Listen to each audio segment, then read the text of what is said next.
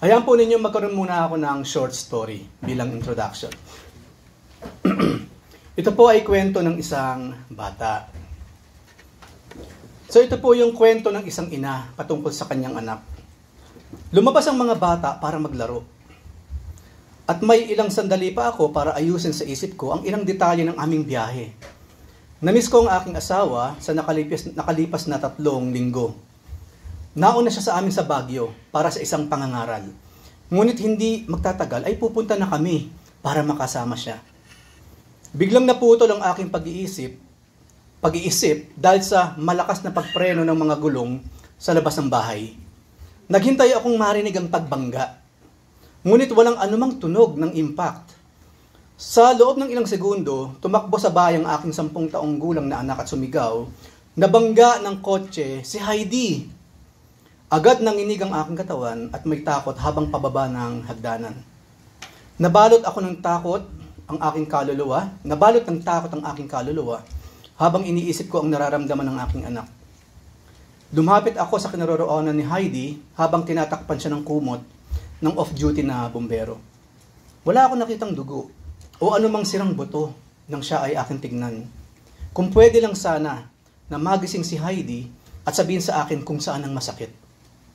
Kinuha ko ang maliit na sapatos na natanggal at tinignan ang nakapikit at magandang mukha ng aking anak. Kinausap ko siya, pero hindi niya ako naririnig. Huminga siya ng malalim at lumingon ang ulo sa gilid. So deep inside, sinabi ko sa sarili ko, maaaring hindi naman siya nasaktan ng husto. Mukhang okay naman ang aking anak. Sa wakas, dumating ang isang ambulansya. Habang papasok kami sa emergency entrance, gumaan ang pakiramdam ko na sa wakas ay nasa ospital na kami. Ngayon ay magiging okay na ang lahat. Nasa mabuting kamay si Heidi at malalaman ko sa lalong madaling panahon kung anong mga pinsala ang kanyang tinamo. So dinala niya siya sa isang treatment room at isinarado ang pinto. Makalipas ang halos kalahating oras, isang nurse ang lumapit sa akin at hinawakan ang mga kamay ko. Hindi ako handa sa sasabihin niya sa akin. At sabi niya, malala po ang kalagayan ni Heidi. Siya ay may pinsala sa utak. Hindi na siya humihinga ng mag-isa. Kinakailangan na ang makina. Maya-maya ay pumasok na ang doktor. Nagpakilala siya bilang isang neurosurgeon. At nadama kong nasa may kakayahang mga kamay na si Heidi dito sa doktor na ito. Ngunit, gayunpaman, nakakabahala ang mga sinabi niya. Si Heidi ay nagtamo ng blow sa brainstem. Ang kanyang utak ay naalog ng malakas. Na-damage ang kanyang utak. Napakanipis ng kanyang chance para ganap na gumaling. Binigyan niya siya ng humigit kumulang 5% para makalabas sa tiyak na kapahamakan.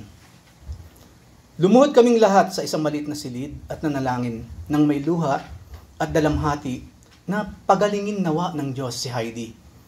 Hiniling namin sa Diyos na luwalhatiin ang kanyang pangalan sa pamamagitan ng pagpapanumbalik kay Heidi sa kanyang normal na masiglang pagkatao. Ang gabi ay naging napakahaba. Nakaupo akong hawak ang maliit na sapatos ni Heidi habang patuloy na umiiyak at nananalangin. 24 na oras pagkatapos ng aksidente, binigyan kami ng doktor ng isa pang kalunos-lunos na diagnosis. Sinabi niya na maaaring manatiling nakakabit sa machine si Heidi, ngunit walang katiyakan na siya ay bubuti pa.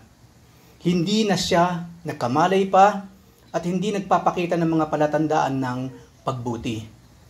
Ang kanyang utak ay nasira ng husto. Naramdaman kong nanlamig ang aking katawan nang matapos niya ang kanyang ulat at naglakad palayo. Nagsimula akong umiyak nang hindi ko kayang pigilan. Habang nagsusumamo ako sa Diyos na ibalik sa akin ang aking maliit na anak na si Heidi, patuloy akong naluluha habang nagdarasal. Binibigkas ng malakas ang Lord's Prayer at patuloy akong sumisigaw sa Diyos para sa kanyang himala. Matapos ang halos kalahating oras, sa wakas ay nakarating ako sa kalagayan kung saan handa ko nang tanggapin ang kalooban ng Panginoon. Hiniling ko sa Diyos na kunin si Heidi kung ito ang kanyang kalooban, kahit gustong gusto ko pa rin bumalik sa aking piling ang aking anak. Bumalik ako sa kwarto ni Heidi upang magpaalam sa kanya. Wala nang aking pagsusumamo sa Diyos na siya'y ibalik. Noon ko napagtanto na siya ay dinala ng Diyos sa langit noong nakarang araw, habang siya ay nakahiga sa kalye. Nang makita ko siyang huminga ng malalim at ibinaling ang kanyang ulo sa tagiliran, yon ang oras na kinuha na siya ng Panginoong Jesus. Hindi lamang yon, naalala ko kung paano nanalangin sa Heidi noong mga nakaraang buwan. Ang sabi niya, Lord, gusto kong makasama ka habang bata pa ako.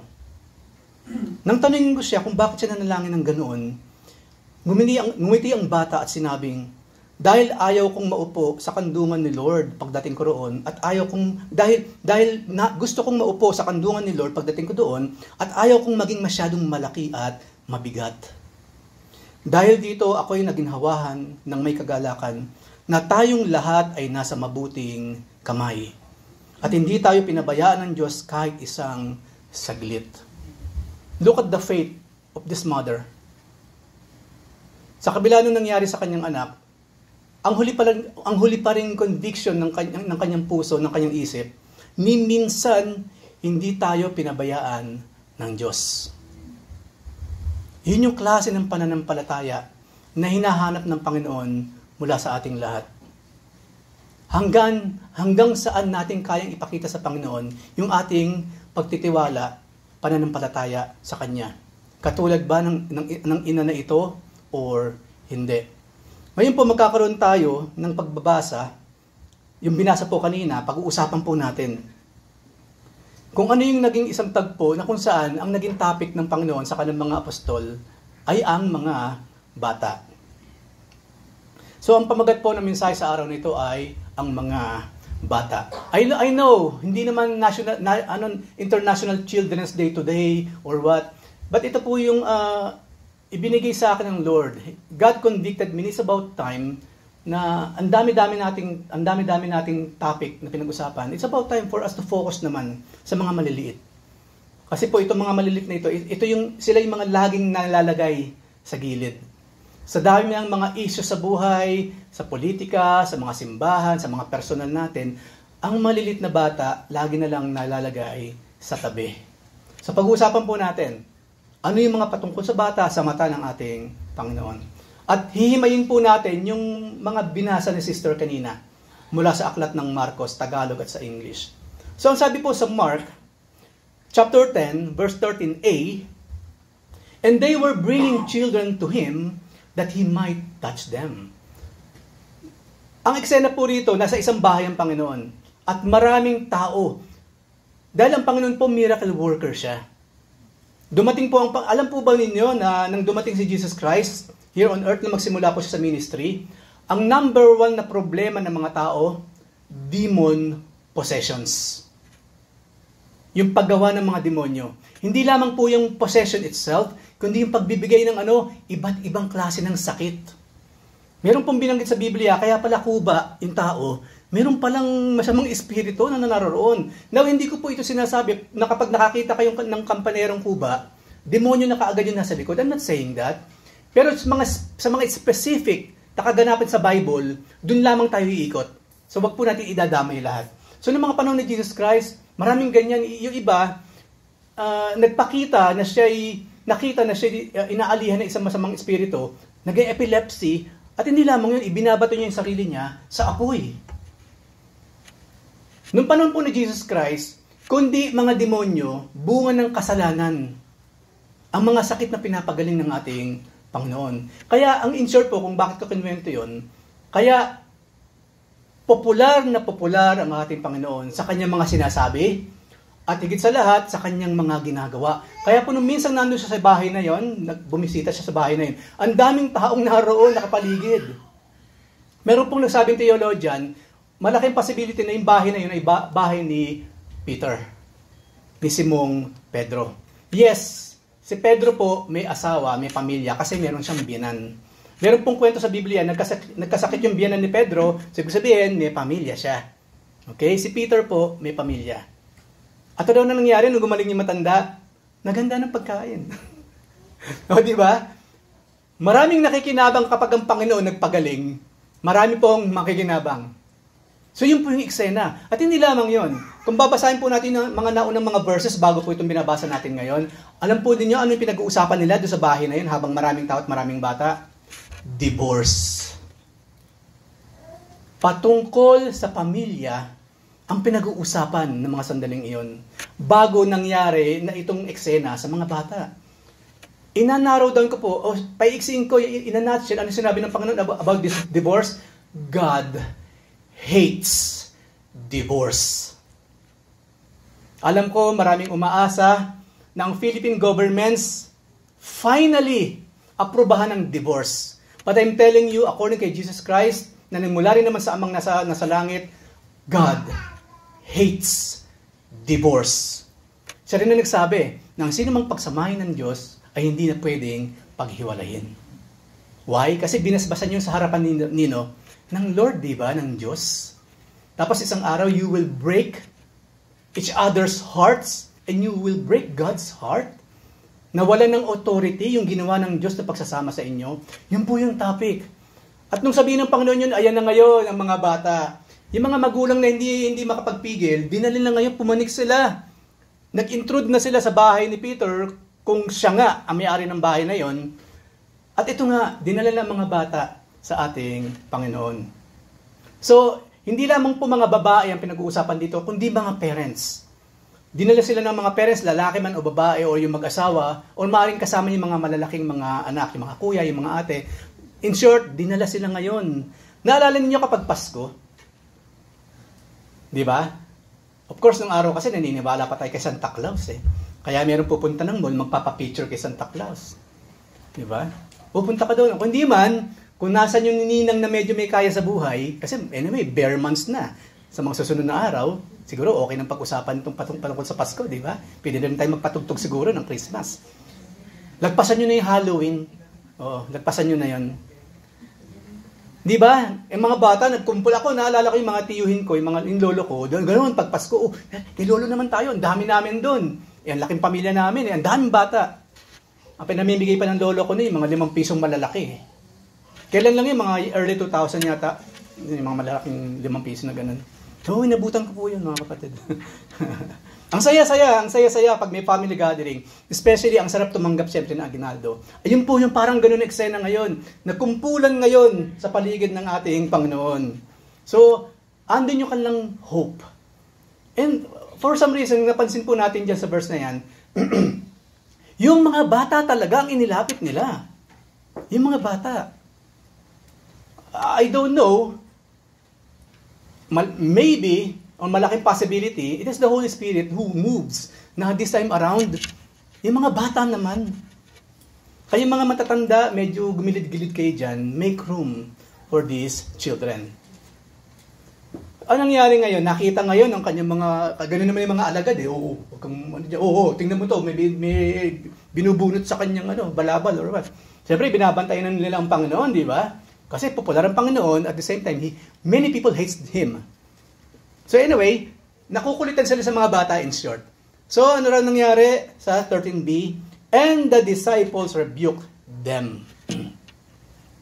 Yung kasing rebuke, kapag may nagawang kasalanan, nire-rebuke. Nakuha niyo yung point? Kumbaga, anong kasalanan dun? Di ba? Kaya ang sabi sa Mark 10:14a, but when Jesus saw this, He was indignant. Nagalit ang Lord. Pinagalitan sila. Later on, pag-usapan natin, dito muna tayo. And the disciples rebuked them. Kaya nga ang Panginoon ngayon, nang makita yon, nagalit ang Lord. Number 1 nga kasi, anong masama doon? Kasalanan bang ilapit ang mga bata kay Jesus for them to rebuke yung mga taong nagdadala ng mga bata sa Panginoon? Hindi. Hindi man, kahit kailan po hindi naging kasalanan sa langit na mga bata po inilalapit sa Panginoon. Never. Never. Kaya po huwag tayo mahihiya na ilapit ang mga bata sa ating Diyos.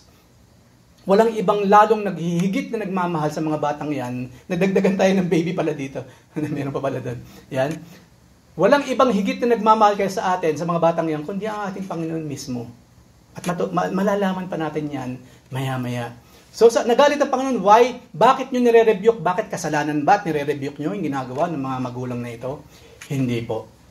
Kaya, isa po yan sa makikita natin na maling klase ng rebuking. Kapag walang ginagawa yung tao, para naman sa Panginoon yung ginagawa na never na i-rebuke ang isang tao, especially po sa mga pagkakataon na ito. Kasi ano mangyayari, pangalawa, pag ginawa natin pag-rebuke ng wala sa lugar, magagalit ang Lord sa atin. Yung nire-rebuke natin, walang kasalanan, tayong nare-rebuke ngayon. Ang mata ng Diyos talaga naman nakatutok sa atin. What are you doing? So tingnan po natin sa Mark 10:14b. So nagalit ang Panginoon sa kanila. No? Ang sabi ng Lord, permit the children to come to me. Do not hinder them. Why? For the kingdom of God belongs to such as this.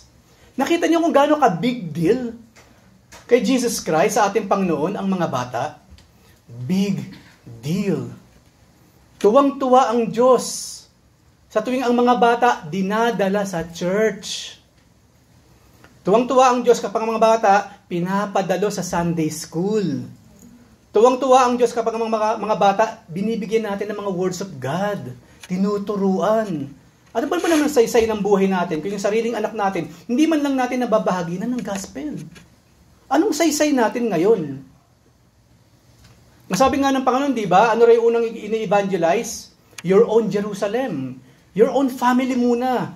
Bago ka tumalon sa Judea, sa kapitbahay, bago ka tumalon sa Samaria, sa lagpas doon sa dadako na sa malayo, at bago ka dumako sa buong mundo, own Jerusalem daw muna.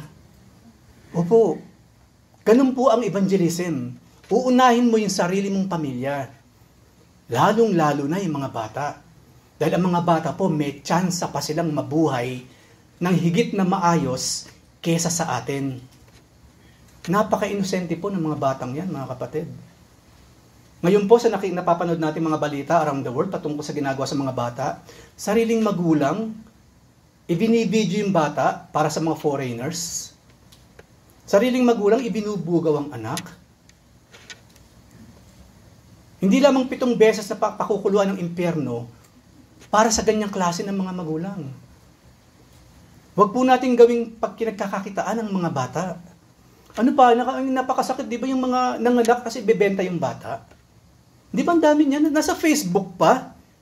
Sabi ko, anong klaseng utak nito meron itong mga ito? Hindi ba lalim yung ginagawa na evil in the sight of God at evil sa mata mismo ng tao, ng batas ng tao. And they're doing that sa Facebook. So makikita ninyo, kapag ang isang tao namumay sa kasalanan, bulag. Ang isa po sa bunga ng kasalanan, nabubulag. Pati ang utak, hindi gumagana ng maigi. That's why they are like that. Maraming salamat, Lord, natitiklo na isa-isa. Yung mga gumagawa ng katampalasanan na sa isang tingin natin mukhang okay naman. Yung pala, hindi. Especially po yung mga ginagawa sa mga bata. Sariling magulang. Ano pa? Ano pa yung ginagawa ng mga tao nowadays? Even especially nowadays sa mga anak nila. Di ba pinagkakitaan nga, di ba? Huwag ka nang mag-aral. Gumaya ka lang sa akin, kita mo. O ako walang pinag-aaralan pero nabubuhay naman tayo, di ba? Magtinda ka na lang ng sigarilyo, anak. Makatulong ka na sa pamilya. Kaya makakita kayong mga bata, nanlilimos, nanlilinis ng sapatos, ng tsinelas sa jeep. Yung mga bata ngayon, maliit pa lamang, corrupted ng utak, nang babato ng kotse sa highway, nagnanakaw, ginagamit sa crimes. Kung ang Panginoon hanggang ngayon kumikilos siya katulad nung dati, matutunaw sa kinalalagyan yung mga gumagawa nun. Magiging asin bilang paalala. Bakit ano bang dahilan? Ba't lang ginagawa sa sarili ng anak nila yon? Siyempre, kayamanan sa lupa. Wala na namang iba eh. Magkakaroon ka ba ng power sa lipunan kung gano'n ang ginagawa mo? Hindi, of course. Yuyurakan ka nga ng mga self-righteous eh. Right? Yung mga katulad mo na may ginagawang kasalanan, kaso booking ka, so lagot ka, sila nananahimik. Pero pare-pareho naman ang ginagawa. Pero siyempre sa mata ng Diyos, sa mata ng Diyos, yun ang ating higit na binabantayan. Napakadilim. Ako doon ako nalulungkot. Doon ako nalulungkot na sariling anak, una, inilalayo sa Diyos. Pangalawa, ginagamit sa mga bagay na pawang makamundo para lamang sila ay mag-profit mula sa krimeng ginagawa nila sa kanilang sariling mga anak. Alam niyo, isama po natin sa ating personal prayer sa mga bata. You know why? Because they are the future. Yung mga batang yan, later on, maaaring silang next president. Maybe next vice president. Maybe next senator or teacher or doctor. Barangay captain or tanod. You never know kung anong kalalagyan yung mga batang yan paglaki. Walang ibang papalit sa atin kundi sila. 30 years, 40 years, o 50 years, marami na sa atin wala na dito sa kapulungan na ito. Maaaring kinuha na ng Lord. Sino ngayon ang mga bagong members, ang mga bagong lipunan? Ang mga bata. They are the future. Tapos ano ginagawa ngayon ng mundo? Yung mga bata inaampon ng mag-asawang parehong lalaki. Yung mga batang kaya pinamigay sa foster homes kasi hindi kaya ng magulang. Ang pupuntahan pala ng bata, yung nanay niya parehong babae, yung tatay niya parehong lalaki. Kawawa na ngayong bata kasi hindi kayang tustusan, alagaan ng sariling ina, sariling ama, kaya ipinamigay sa foster home. Mas kawawa pa yung kalalagyan nila sa pupuntahan nila. Especially kung mapupunta sila sa ganyang klase ng mga tao. Kaya mahabag sa mga bata. Huwag kayong mag-aanak na hindi nyo kayang palakihin. Igapang nyo yan. Masabi nga, suffer the children. Mag-suffer ka para yung anak mo lumaki ng maayos. That is a glorious suffering. Yun yung suffering na kaya natin tanggapin. Wala akong pakialam kung magsasuffer ako basta't magkaroon lang ng magandang kinabukasan ng aking anak. Ginawa mo yan, harapin mo, lahat ng dusa, saluhin natin para yung bata lumaki ng maayos. Hindi kriminal. Tapos ang sinabi ng Panginoon dyan, yung mga batang yan, the kingdom of God belongs to such as this. Ang kaharian ng Diyos ay para sa mga batang yan. Ganon kalaki, kataas, ka-great yung pag-ibig ng Diyos sa mga bata. Hindi labang natin siya pakakainin, tutustusan, kasi pinakamadali na yun eh. Yung mga physical things, pinakamadali na yan mga kapatid. Yung morality ng bata ang pinakamahalaga sa lahat. Lumaki yung bata na may takot sa Diyos. May pag-ibig, may pagmamahal. Lumaki yung batang takot magsinungaling. Takot gumawa ng kasalanan. Those things, yun ang talaga nagmamatter most. Na gusto ng Panginoon makita sa atin na ginagawa natin para sa ating mga anak. Madali na yung mga physical. Madali na yan. Doon yung pagtuunan natin pansin. Kaya nga sabi nga nila, di ba? Pag mag-aaway kayo, lumabas kayo ng kwarto. Ibigay mo muna sa nanay mo, sa tatay mo yung bata. Mag-away kayo sa labas. Huwag sa harapan ng bata. Kasi napaka-sensitive ng mga, konting out of place lang sa usapan ninyo. Alam nila yon. Alam nila yon. Konting tumaas na ng konti, ng isang decibel ang voice ninyo habang nag-uusap. Alam nila yon. Mami, meron bang problema? Daddy, meron bang problema? Alam nila. Minsan nga, kaya hindi pa tayo sasalita, they know. Nag-uusap kayo o hindi, sa kilos lang, they know. They know. Ganun ang isip ng mga bata. Napaka-fragile. Napaka-sensitive. Parang napaka-nipis na kristal. Konting-kanti mo mababasag yun. Ganun po ang mga bata. Kaya napaka-precious ng mga bata sa ating Panginoong Hesukristo. Permit the children to come to me. Kung ayaw mong pumunta, yung bata papuntahin mo. Another warning sa mga magulang, na nadadawit ang bata, ayaw kong dumalo, parang wala ako, hindi ko feel dumalo ngayon. Paano ngayon yung bata? Paano siya? Kasama mo ngayon, biktima ng ayaw mong pagdalo, yung bata nasa bahay din. Tapos sabi mo, hindi, manonood na lang ako online. Come on, nanonood ka ba talaga? Nakikinig ka ba talaga? O sa simula lang naman, tulog ka na rin. Sandaan po natin, hindi natin namamalayan, nagiging biktima natin ang mga batang yan, ang mga malilit na yan. Kung tayo magpapakatalino, magpakatalino tayo how magpalaki ng mga bata. Huwag tayong selfish. Tapos na po yung panahon na yon. Mula nang tayo magkaanak, naging selfless na po tayo. Kaya nga po, di ba, may plano kang bumili ka munyari ng jeep, bigla kayo nag-anak. Kalimutan ang jeep. Ihanda. Dahil kailangan ng pera para sa mga bata. Kaya po, pinagpaplanuhan lahat. Yes.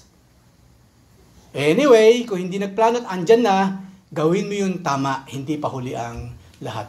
Sa tulong ng ating Panginoon. Mark 10:15. Hindi lamang yun. Sabi pa naman, truly. Ang Lord po, pag gumamit ng word na truly, makinig kayo maigi. Dahil totoong-totoo itong sinasabi ko. Yung pong isabihin ng truly. Truly I say to you, whoever does not receive the kingdom of God like a child, katulad nitong pinipigilan ninyo, will not enter it at all. Nakita nyo? Nakita natin mga kapatid? One way or the other, nakasalalay ang ating kaligtasan sa maliliit na mga batang yan. Yes! Anong karapatan natin pumasok sa pintuan ng langit kung yung mga bata, hindi mo na nga inasikaso, iba na nga nagpapaaral, iba na nga nagpapalaki. Naging estranged mother or father ka na nga para sa kanya eh. Tapos hindi mo pa mabahaginan ng salita ng Diyos. What is your business in entering heaven? Kung yung mahal na mahal ng Diyos, ng ating Panginoon, hindi mo pinagkitaan ng ganung klase ng atensyon. What is your business here? Sabi nga sa langit, you have no business here.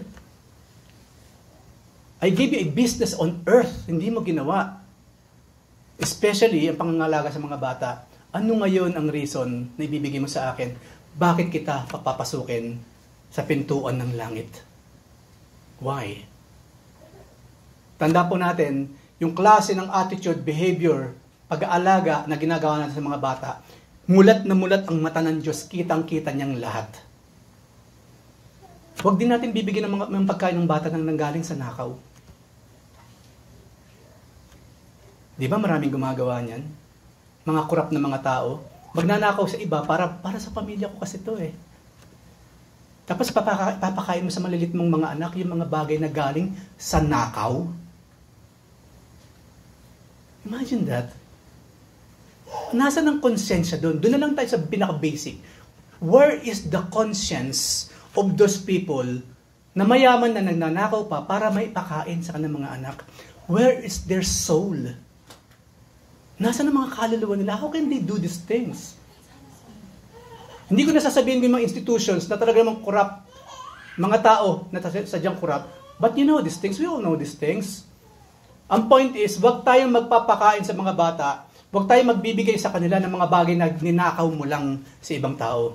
Make sure, anything na pinapakain at ibinibigay natin sa mga bata, pinagpagalan mo. Tinuluan mo ng pawis. Pinagtrabahohan mo ng 9 hours a day.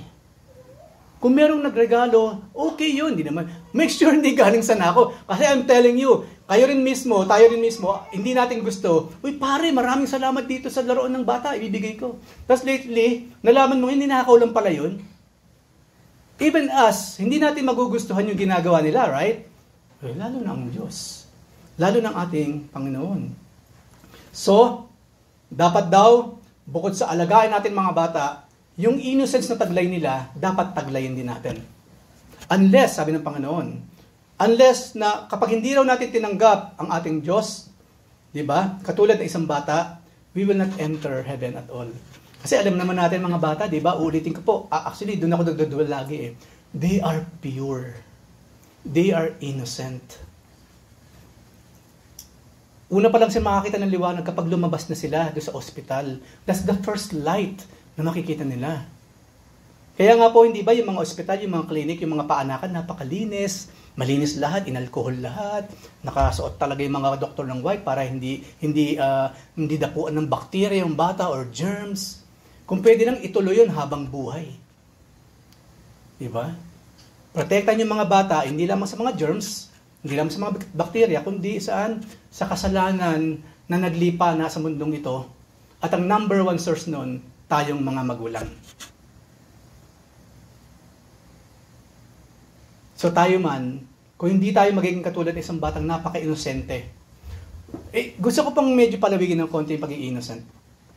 Meron pong verse na sinabi sa Biblia, Lord, help me to be innocent of evil, of doing evil. Yun po yung innocence na pinag-uusapan natin. Hindi innocent yung, gusto mo ice cream? Ano yung ice cream? Hindi yun ang pinag-uusapan ng pagiging innocence. Inosente sa kamunduhan. Inosente sa paggawa ng kasalanan. Kaya nga po, alam niyo mga kapatid, karagdagang payo, umiwas tayo sa mga pinapanood natin, binabasa natin, mag-i-input lang ng evil sa ating utak. Alam mo naman, pinapatay yung pinapanood mo. Pinupugutan ang ulo sa harapan ng lahat at pinapanood mo pa. Ano ngayon yung positibong bunga nun? Kasi nauso yan, di ba, 10 years ago. Hanggang YouTube, dumarating yung mga karumal-dumal, mga karami bini-video, ikaw naman yun na inaabangan mo. There's something wrong with that. May problema po yung ganun. Why do you like blood? Bakit gusto mo manood ng mga something gory? Hindi ka manood ng mga bagay na inosente. Mag-alaga ka ng minamasahing aso or what? At least matutuwa ka pa doon. Binabaling leg na gano'n, mapapatingin yung aso. Mas masarap ang panoorin yung mga ganyan, right? Sa mga pet lovers. Kaysa naman yung mga pinapanood natin, una, maglalagay ng doubt sa isip natin. Totoo kaya yung sinasabi ng Bible? Itong Pastor Eric na ito. Totoo kaya? Kasi napanood ka sa YouTube, ganito eh. Nabasa ko sa Facebook. Nabasa ko rin sa Twitter. Pagtalikod ko, nakita ko naman sa Instagram. Mag-iingat po tayo. Hindi po tayo malalagay ng maraming basura sa isip at puso kung hindi rin naman tayo nag-open para sa mga yan. Hindi po tayo pwedeng manisi ng iba. Layuan na kaagad. Why? Para tayo magmistulang bata. Inosente sa mga bagay na iyan. Kung may ako personally po, pag meron na pinag-uusap na something na nakita ko medyo off at makukompromise yung utak ko, lumalayo na lang ako. I would like to be innocent of those things. Ano pinag-uusapan niyo dyan? Pinag-uusapan namin paano namin medyo mabobola-bola yung supervisor sa Inyo na lang yan. Di ba? Layo. Ano na naman yung mga pinag-uusapan niyo dyan? Yung buhay ni Juan. Ayokong malaman ng buhay niya. Buhay ko na lang sa mga pamilya ko. Layo. Personal ko lang po yun. Kaya hindi po ako mahilig tumumpok. Kasi pinipili ko rin talaga yung maririnig ko. Napaka-awkward naman kung sa harapan ninyo biglang maglalagay ng earplug. Di ba napaka-awkward nun? So, lalayo na lang ako para hindi kayo ma-offend. Pinipili ko po yung mga naririnig ko, mga kapatid. Kahit sa edad kong ito, na 35, pinipilit ko pa rin na wag nang makarinig pa, madagdagan pa yung mga kalokohang narinig ko na at nakikita. Enough is enough. Sige na nga, 53. Yes, I am 53 years old. So, ganun daw, sabi sa Mark 10:15. Sabi naman sa Mark 10:16, ang ganda ng ginawa ng Panginoon. And He took them in His arms. Di ba? And began blessing them. Laying His hands on them. Ginawa ng Lord. Isipin niyo kung tayo naroon by that time. Biglang hinili po ng Lord yung mukha mo, yung ulo mong ganyan. You will never forget that. Especially sa isang musmos.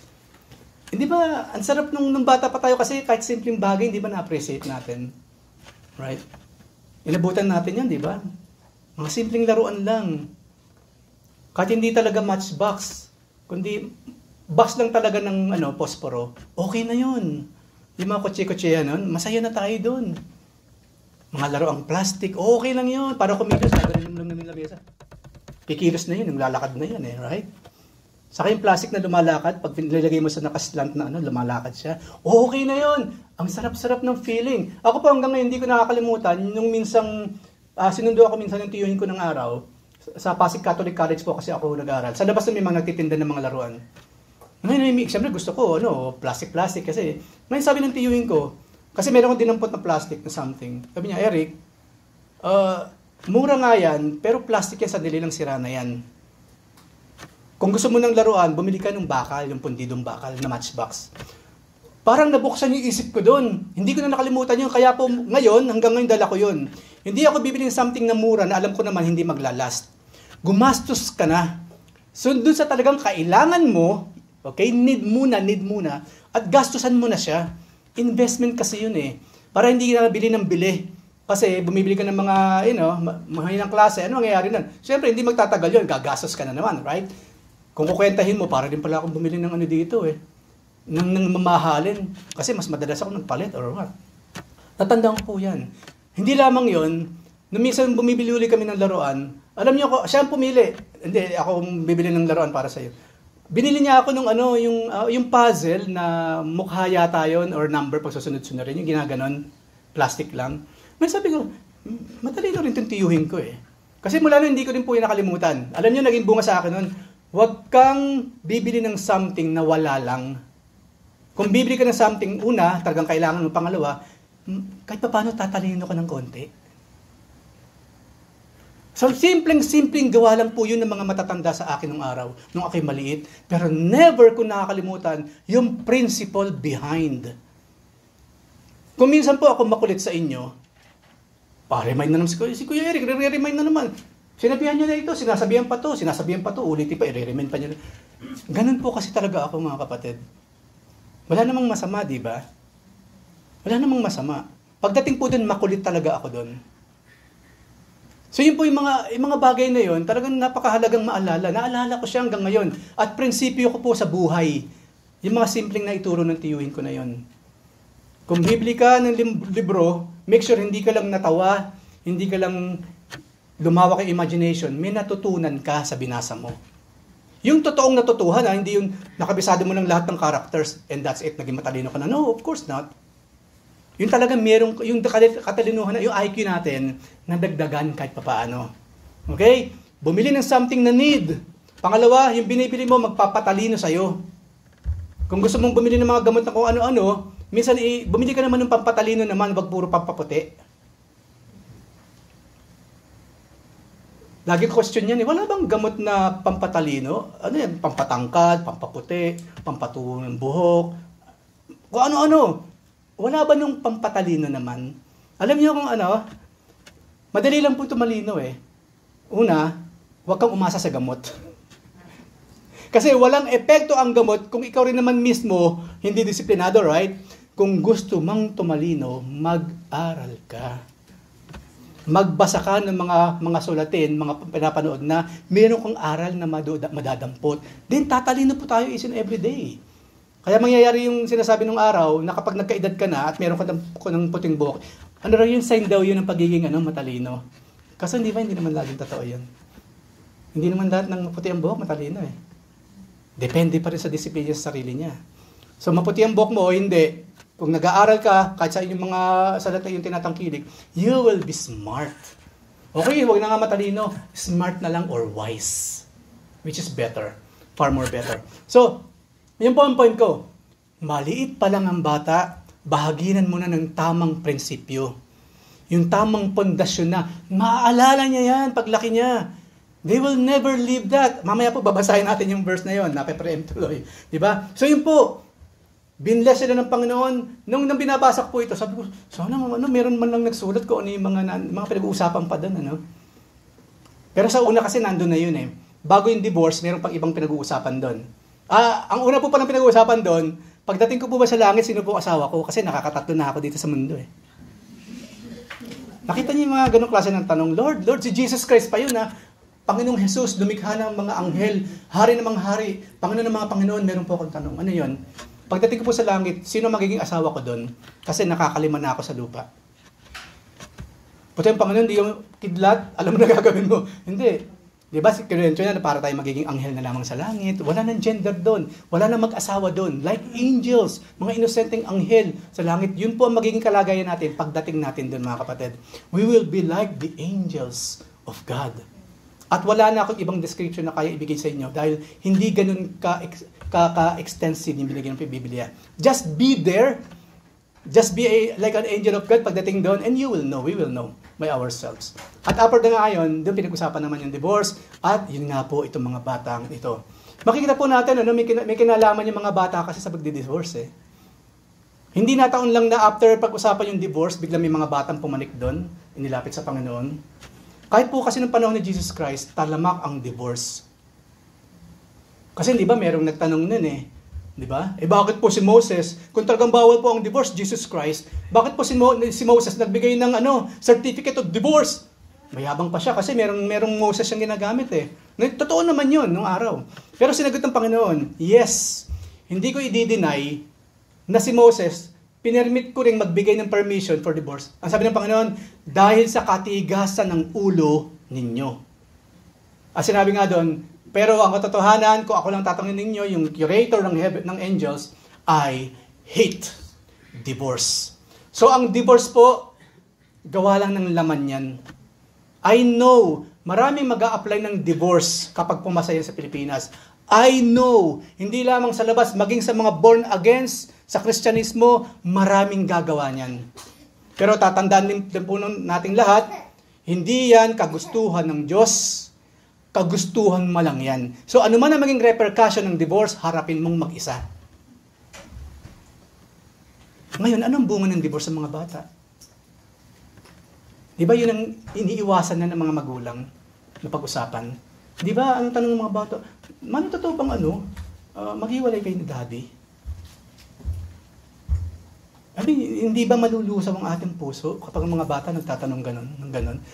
Mami, bakit lagi nang wala si daddy dito sa bahay? Marami sa nangahanapin. Bakit wala na yung ganong klase ng laughter? Bakit wala na yung ganong klase ng love? Bakit wala na yung ganong klase ng respect? At hindi lamang yun, Mami, bakit napapansin namin, halos hindi na kayo nag-uusap at magkalayo na kayo dito sa bahay? Hindi ba matutunaw ang puso natin sa ganong klase ng mga tanong ng mga bata? Parang Diyos na mismo yun.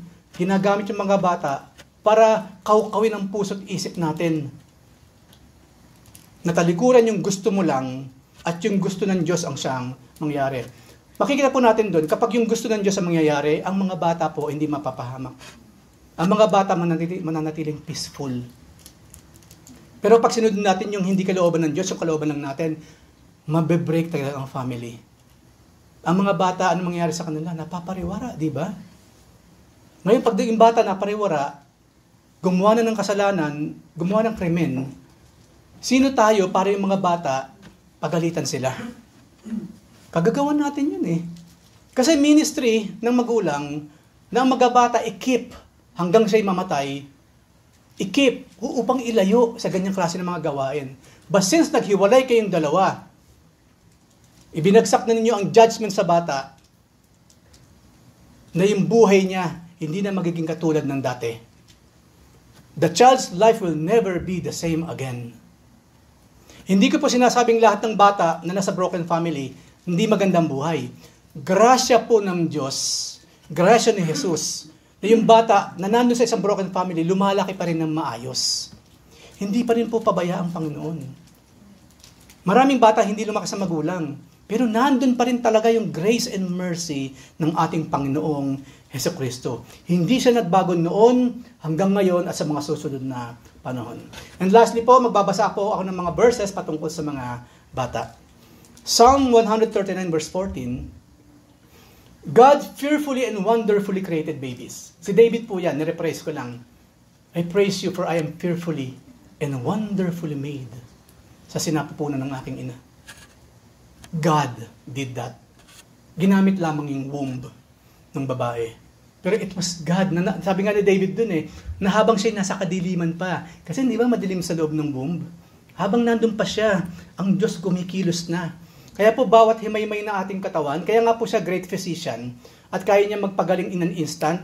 Kasi alam ng Diyos, pag hinimay tayo, alam niya. Ang DNA, alam niya. Pag biniyak ng Diyos ang DNA, alam niya. Biyakin mo pa yung mga biniyak na mga molecules or atom, alam ng Diyos lahat yan. Biyakin ninyo ang neutron, ang proton, alam ng Diyos lahat. Yun ang sinasabi ni David, I am fearfully and wonderfully made. Pwede natin ditong i-imagine, nakakita na po ba kayo ng documentary ng gumagawa ng relo? Yung precision making ng mga relo? Kung gaano kaliit yung mga gears. Meron po kasi napanood, kailan lang, halos microscopic na yung gears. Pero talaga namang manual ginagawa ng tao. Higit pa dun ang Diyos, siyempre. Molecules, atoms, quarks, yung po pinag-uusapan natin dito. Kasi po, alam niyo po ba ang pinakamaliit na molecule ng tao kung ano? Kapag umabot na po tayo, pinakamaliit na talagang parte ng tao na wala nang ililate pa, ang susunod po doon, energy na lang. Light. We are energy. Kung bakit nagdidikit-dikit ang molecules para mabuo itong kamay na ito, kung bakit itong mga kamay na ito na made up of tiny molecules na magkakahiwalay naman, hindi talaga magkakadikit, bakit hindi lumalampas dito? Because of that wonder na ibinigay na buhay ng ating Panginoon. Okay?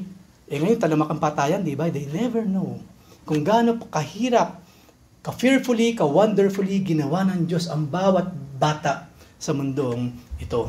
So, God created us fearfully and wonderfully. Psalm 127:3, Behold, children are a heritage from the Lord, the fruit of the womb a reward. Pamana ng Diyos sa atin, regalo, reward sa atin ng Diyos ang mga bata. Napakabuti ng Lord, Ang sarap na may bata di ba? Naalala ko nung hindi pinapanganak si Levi, ilang taon yata or buwan na walang bata dito sa bahay. Sabi ko, napaka-weird, Kasi sa pamilya namin, kahit sa amin ni Joy, ang dami, naka-4 kami. Marami na rin yan, di ba? Ngayon, halos magkakasunod dyan na ganyan. Laging may bata. Yung mga kapatid ko nagkaroon anak, laging may bata. Biglang isang araw, yung mga pamangkin, yung mga anak namin naglakihan, ang weird, darating pala talaga yung time na mga wala ng bata sa bahay, Nakakamiss po yun. Kaya nang lumabas si Levi, ito na ulit, di ba? Parang naging masaya ulit yung isang lugar, yung isang bahay, kung saan naroon ng mga bata. Maamoy mo na yung amoy alcohol, or ba, amoy baby cologne, hindi mapipisil ka na naman, makukulit ka na naman. Iba yung epekto kasi ng bata. Ibang epekto ng mga bata. Talagang sila yung source of joy nating mga adults. Diba?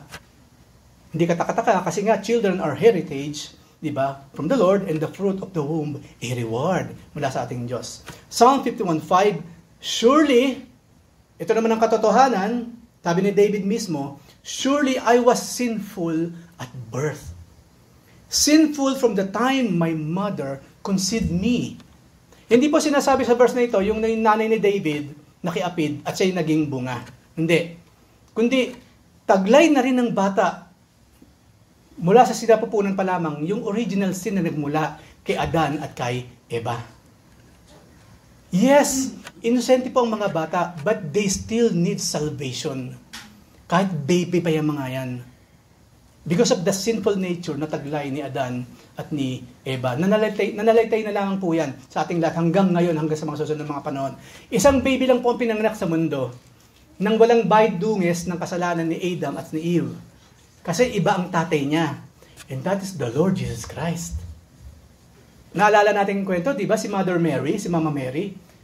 Hindi pa sila kinakasal ni Joseph. Wala pang nangyayari as in. Isa siyang birhen. Butihing babae or teenager by that time. Mari kasi nasa ganung edad sila by that time. 18, 19 or what. Na napakabata. Bigla siya nabuntis. Ano yung bunga? Nasa loob. Yung bungang yun ay nanggaling sa taas. It is the Holy Spirit Himself na kumubabaw kay Mary at nagkaroon ng life. Kaya po si Jesus Christ, hindi siya nangyari sa linyada ni Adan. He is the most perfect, cleanest, purest being on earth, the Lord Jesus Christ. Kaya nga po sinabi sa aklat ng Peter, walang bahid dungis ng kasalanan ng kanyang mga labi. Napakabait po ng ating Panginoon. At bilang panganay pa, napakamapalad ng pamilya ni Joseph sa kanyang Mama Mary. Panganay nila si Jesus Christ. Imagine kung kayo, kuya ninyo si Jesus Christ. Imagine that. Kung kuya natin ng Panginoon, i-expect mo na lahat ng disiplina. I-expect mo na lahat ng moral compass. Yung moral compass mo, paningado naman, ayusin na naman ni Kuya Jesus yan. Ang sarap maging kuya ng mga ganun, Imagine that, yung morally, hindi ka mapapunta kung saan-saan. Diretso ka lang. Kasi kuya mo ang Panginoon And later on, of course, nag-i-reveal niya ang kanyang sarili, siya pala yung iyong Panginoong Diyos na lumikha, na nagkatawang tao. Diba? Ngayon, bakit? Bakit ko kinuwento ito? Basahin uli na muna natin ito sa Proverbs 29:17. Ang sabi po dyan, discipline your son or your daughter, and he will give you rest. He or she will give delight to your heart. Ito po, dito muna tayo. Alam ko, ang mundo ngayon, pinagbabawal yung pamamalo ng bata, di ba? Lalo na sa West, bawal mamalo ng bata. Alin po ba, napaka-unbiblical po nun. Biblically po, tama ang pamamalo sa bata. Pero hindi ko na masyadong lalaliman. Alam nyo na kung anong pamamalo pinag-uusapan natin, di ba? Yung maayos na pamamalo. Biblical pong pamamalo kasi isa po yun sa form of discipline. Kung kinakailangan mong pagalitan everyday, itama everyday, mapalo siya. Sige lang, kahit masakit sa kalooban ng mga magulang, sige lang, para yung mga anak natin, madisiplina. Kasi pag kinalakihan nila ang pagiging disiplinado, ano sinabi dito? Magkakaroon tayo ng kapayapaan sa ating mga puso. Ang sarap magkaroon ng anak na hindi mo pinoproblema pag lumabas ng bahay. Hindi mo isipin, nako, pupunta na naman dito yon. Nako, makikipagkita na naman dito yon. Ang sarap po sa puso at isipan na yung mga anak, papasok sa eskwela, uuwi from eskwela hanggang bahay. Walang ibang pinupuntahan. Paminsan-minsan, siyempre may project at nagpapaalam lagi. Kami po ni Mrs., ako saludo ko sa aking asawa, kasi sa ganung klase niya pinalaki ang mga bata, ang aking mga anak. Sa tuwing nag-uusap kami patungkol sa aming mga anak, maraming salamat sa Panginoon, hindi talaga tayo nagkaroon ng ganung klase ng problema sa ating mga anak. Kaya tama yung sinasabi dito. Pag pinalaki mo ng may disiplina ng mga bata at kumikilala sa Diyos, talaga naman punong-puno ng kapayapaan ng iyong puso at isipan. Totoo po yung sinasabi dito mga kapatid. If I were you, do everything in your power na lumaking may disiplina, may takot sa Diyos ang mga anak. Para sa inyo rin po yan. Hindi nyo iintindihan, ako baka nagdadrugs na, ako baka nasa babae na, nasa lalaki na. Hindi mo isipin yun. Ang sarap sa pakiramdam. Lalo na siguro ang Panginoon, ano? Kung gano'n na lamang ang faith natin sa Kanya, gano'n na lamang yung ang ating Panginoon, kampanteng-kampante, alam ng aking anak ang Kanyang ginagawa. Napakasarap, di ba? Napakasarap. Psalm 22 verse 6, we must have a tremendous and overwhelming desire to bring our children to the Lord. Gawa ng paraan. Kung hindi ka makakadalo, yung anak mo, gawa mo padaanan mo sa ibang mga kaibigan niya, sa ibang mga kapatiran, para makadalo. Gawan ng paraan. Huwag nating idadamay sa pagiging tamad natin sa pagdalo. Yung mga bata, never. Dahil kasalanan sa Diyos yun. Pangalawa, hayaan mo mong lumaki. Nawang lang amor sa Diyos yung anak mo. Na wala siyang respect sa araw ng Sabat, sa araw ng pahinga. Kasi paglaki niyan, ikaw rin mismo para ka mayroong batong ipupukpok sa ulo mo. At wala kang ibang sisisihan kundi yung sarili mo. Kung pinalaki ko sana siyang ganito, kung dinalala ko sana sa Sunday school, kung hindi sana kami nag-a-absent sa gawain or what. Maiiwasan po lahat yun. Yes, all of those things po, maiiwasan ngayon. Ngayon narinig natin mga bagay na ito and then do something about it. Dahil accountable po tayo sa Panginoon, na matapos nating marinig ng mga bagay na ito, hindi pa rin natin gagawin, we will be accountable to our God. At ang sabi nga po, kinote ko yung pag-aaral nung Tuesday, unahan natin ang iba sa pagtuturo sa mga bata. Even sa gadgets, maraming maling katuruan. Ang bata po, especially dahil sa social media, marami na po mayang alam. Hindi mo alam, mas marami na siyang alam kaysa sa'yo. Kung kabutihan, walang problema doon. Kung mga lugar, mas marami siyang alam, walang problema doon. Mga bagay-bagay sa science or what, mas marami siyang alam, okay lang yun. Paano yung ibang kaalaman? At alam niyo na kung ano yung pinag-uusapan natin dito. Paano yung ibang kaalaman? Na hindi kabutihan ang idudulot, kundi kasamaan. Right? Unahan natin sila. Kasama natin sa bahay ang bata, unahan mo yung mga nasa labas. Turuan ng tama. And always use the Word of God. Okay? Kasi po, may authority sa salita ng Panginoon. Oy anak, di ba sabi ko sa iyo, pag ginawa mo yan, hindi tama yan. Ano ba sinabi sa Bible patungkol dyan? Yes! Para hindi lamang tayo, nanunumbat na naman si nanay, galit na naman si tatay sa mga sinasabi niya. Use the Word of God, their Creator. Because there is authority in the Word of our God. Na even ang mga matitigas sa ulo ng mga bata, they have no choice but to follow it. At kapag hindi nila sinunod, alam din nila kung anong kasasagdakan nila. They know. Malaking deterrent po yan para gumawa ng kalokohan ang mga bata. So panghuli po, pakinggan muli natin ang sinabi ng ating Panginoon, Mark 10 verse 14b. Permit the children to come to me. Do not hinder them in any way possible. Do not hinder them, for the kingdom of God belongs to such as this. So mapalad po tayo, meron tayong mga bata ngayon. Mga sanggol, mga toddlers sa ating kalagitnaan. Jesus loves the little children.